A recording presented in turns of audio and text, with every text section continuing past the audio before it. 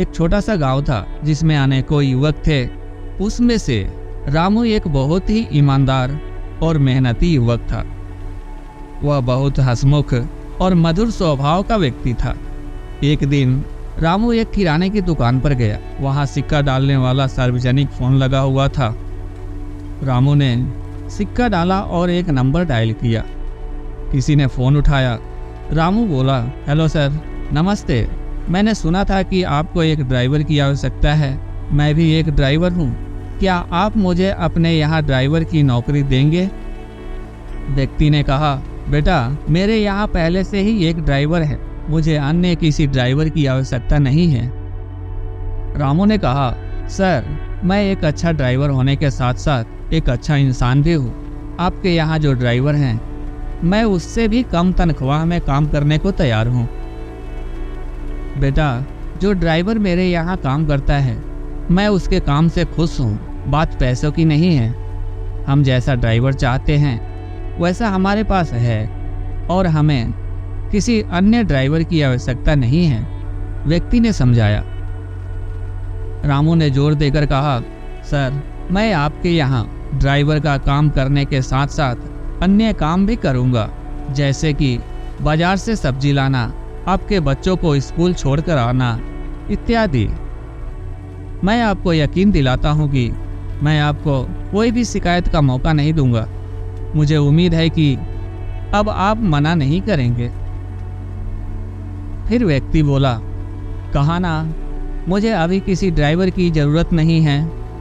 और ऐसा कहकर उसने फ़ोन काट दिया। बगल में किराना दुकानदार रामू की बात बहुत ध्यान से सुन रहा था। उसने रामू से कहा, मेरा बेटा शहर में रहता है, उसे एक अच्छे ड्राइवर की ज़रूरत है। अगर तुम कहो तो मैं तुम्हें नौकरी दिलवा सकता हूँ। रामू ने दुकानदार से कहा, आपके सहयोग के लिए धन्यवाद, पर मुझे नौकरी की कोई आवश्यकता नहीं है। दुकानदार हैरानी से बोला, लेकिन अभी अभी तो तुम फोन पर नौकरी पाने के लिए गिड़गिड़ा रहे थे, अब क्या हुआ?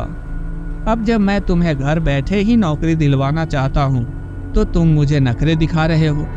भलाई का तो जमाना ही नहीं रहा। रामू ने बड़ी विनम्रता के साथ कहा, आप मुझे गलत समझ रहे हैं। मुझे काम की कोई ज़रूरत नहीं है। दरअसल सच बात तो यह है कि मैं अपने ही काम की परीक्षा ले रहा था।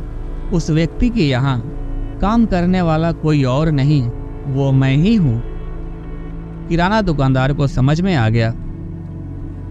दोस्तों, सफल जीवन जीने के लिए यह अत्यंत आवश्यक है कि हम स्वयं को अच्छी तरह जानें। हम अपनी कमजोरियों और कमियों को पहचानें और जितनी जल्दी हो सके उन कमियों पर विजय प्राप्त करें।